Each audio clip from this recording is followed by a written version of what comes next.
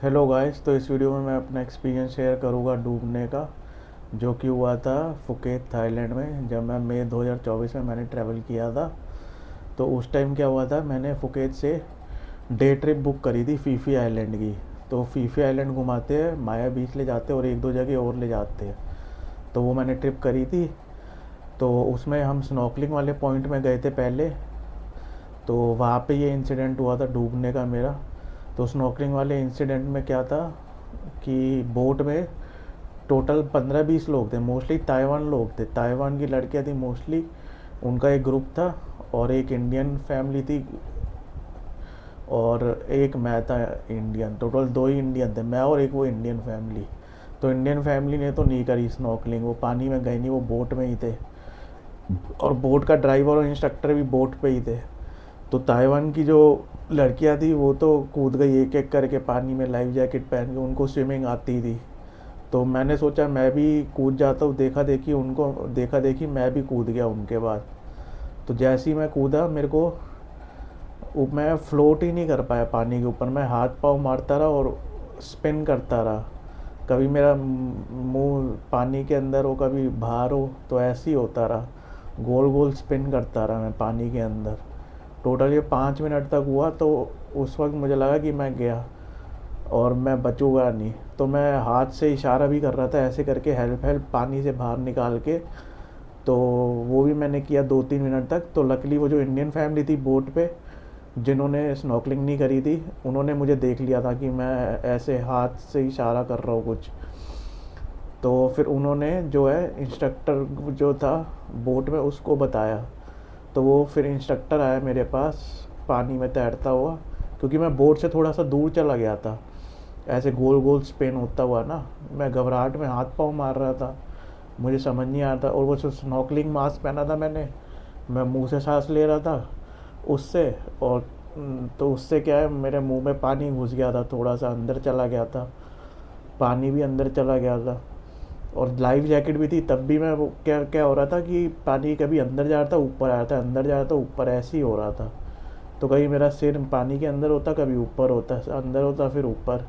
तो फिर वो इंस्ट्रक्टर आया, तो उसने वो एक लाइफ डोनट होता है वो पकड़ाया मुझे। तो मैंने वो पकड़ा और उसको पकड़ के सारे, पकड़ने के सारे उसके सारे मतलब मैंने पकड़ लिया। और वो मेरे को ले गया बोट की तरफ। तो बोट की तरफ ले गया और जैसे मैं बोट पे चढ़ा तो एकदम से खांसी सी हुई मुझे, और पानी जो सारा था अंदर चला गया था, वो निकला बाहर। तो उस दिन मेरी जो है लाइफ बच गई थी वो इंडियन फैमिली की वजह से, क्योंकि उन्होंने देख लिया था मुझे डूबते हुए। तो उन्होंने फिर इंस्ट्रक्टर को बताया था। इंस्ट्रक्टर दूसरी तरफ बैठा था, आगे की तरफ ना, तो मैं पीछे की तरफ था बोट के। तो इंस्ट्रक्टर को पता नहीं था, तो इंडियन फैमिली ने ही बताया कि मैं ऐसे डूब रहा हूँ, तो उन्होंने हेल्प करी मेरी। तो बच गया उस दिन बस मैं किसी तरह। और जब मैं डूब रहा था तो मेरी एक तरफ से फ्लैशबैक चल रहा था माइंड में, पुरानी पुरानी मेमोरीज आ रही थी माइंड में, और कुछ नहीं आ रहा था उस वक्त। तो एक तरह से समझ लो उस दिन जान बच गई मेरी किसी तरह से। तो उसके बाद फिर मैंने स्नॉकलिंग करी, जब दोबारा स्नॉकलिंग सेशन हुआ बोट में। उसके बाद हम फीफी आइलैंड गए थे, वहाँ पे लंच किया था अपने। तब तक मैं थोड़ा कूल डाउन हो गया था। उसके बाद दोबारा स्नॉकलिंग करी थी, वो इंस्ट्रक्टर के साथ करी थी। लाइव डोनट पे मैं बीच में मतलब चढ़ गया था, पकड़ लिया था उसको और रस्सी को भी, और उसके सहारे मैंने फिर स्नॉकलिंग करी। इंस्ट्रक्टर ले गया मतलब मुझे स्नॉकलिंग के लिए, मैंने खुद से नहीं करी। तो उसके सहारे स्नॉकलिंग करी। तो अच्छा था एक्सपीरियंस स्नॉकलिंग का। तो मैं सोचा ये एक्सपीरियंस आपसे शेयर करूँ कि अगर आपको स्विमिंग नहीं आती और लाइफ जैकेट के सहारे हो, तब भी थोड़ा डूबने के जो है चांसेस थोड़े रहते हैं। क्योंकि बंदा क्या है, घबरा जाता है, हाथ पाँव मारता है और उससे वो पानी के अंदर चला जाता है, उससे वो बॉडी जो है।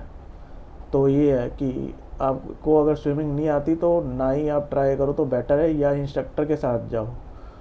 चाहे लाइफ जैकेट भी हो तो इंस्ट्रक्टर के साथ जाओ, वो रस्सी पकड़ा देता है, तो उससे सेफ रहता है अगर आपको स्विमिंग नहीं आती तो बस यही है इस वीडियो के लिए, एक ये लेसन था मेरे लिए।